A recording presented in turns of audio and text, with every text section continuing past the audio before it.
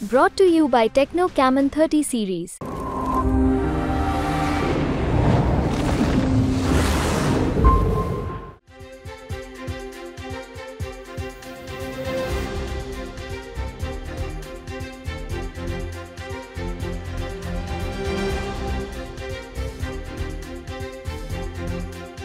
नतीजों से पहले आए एग्जिट पोल भले ही दिल्ली में इंडिया गठबंधन को झटका दे रहे हों।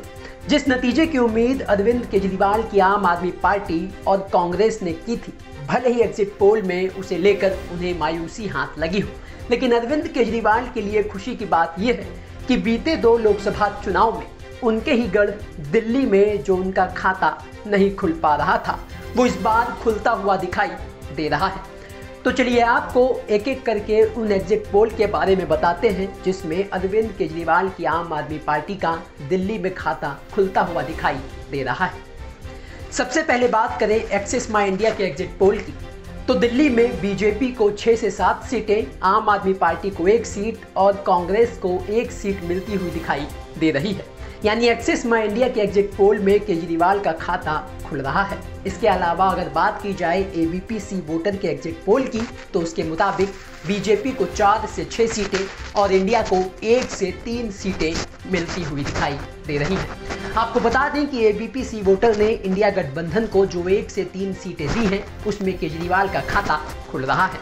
तो वहीं बात की जाए रिपब्लिक मैट्रिक्स के एग्जिट पोल की, तो दिल्ली में बीजेपी को 5 सीटें, आम आदमी पार्टी को 1 सीट और कांग्रेस को भी 1 सीट मिल रही है।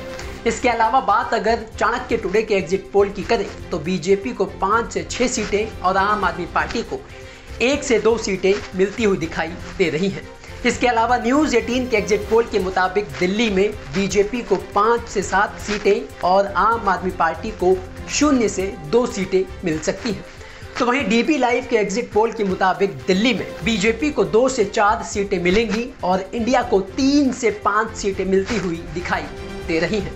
तो कुल मिलाकर 1 नहीं, 2 नहीं, 3 नहीं, बल्कि देश के 6 सबसे बड़े एग्जिट पोल ये साफ साफ कह रहे हैं कि दिल्ली में अरविंद केजरीवाल का खाता खुलने जा रहा है।